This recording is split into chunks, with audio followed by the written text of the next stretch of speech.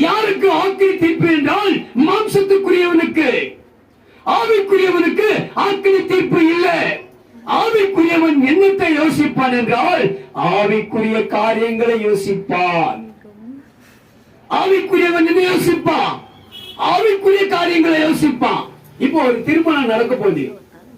ஒரு திருமணம் நடக்கும் போது என்ன காரியத்தை குறித்து யோசிப்பாங்க? ஒரு திருமணம் நடக்குது ஒரு வீட்டுல. அப்ப அந்த திருமணம் நடக்கும் போது என்ன காரியங்களை யோசிப்பாங்க? என்ன காரியத்தை குறித்து பேசிக் கொண்டிருப்பாங்க? என்ன காரியங்களை குறித்து செய்து கொண்டு சொல்லிக் கொண்டிருப்பாங்க? சொல்லுங்க. ஒரு வீட்டுல திருமணம், என்ன காரியத்தை பேசுவாங்க? அந்த வீட்டுல கூடி எல்லாரும் திருமணத்தை குறித்து பேசுவாங்களா, வேற காரியங்களை குறித்து பேசுவாங்களா?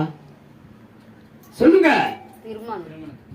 திருமணத்தை குறித்து பேசுவாங்க. எப்படி செய்தா நல்லா இருக்கும், எப்படி பண்ணா நல்லா இருக்கும், என்ன செய்தா நல்லா இருக்குன்னு சொல்லி யோசிப்பாங்க. கர்த்தருக்கு ஸ்தோத்திரம், கர்த்தர் நாமத்துக்கு மகிமை உண்டாவதாக. ஆவிக்குரியவன் ஆவிக்குரிய காரியங்களை குறித்து யோசிப்பான். ஆவிக்குரியவன் ஆவிக்குரிய காரியங்களை குறித்து சிந்திப்பார். ஆவிக்குரியவன் ஆவிக்குரிய காரியங்களை குறித்து செய்வார். கர்த்தருக்கு ஸ்தோத்திரம், கர்த்தர் நாமத்துக்கு மகிமை உண்டாவதாக. ஆவிக்குரியவர் என்ன செய்வார் தெரியுமா?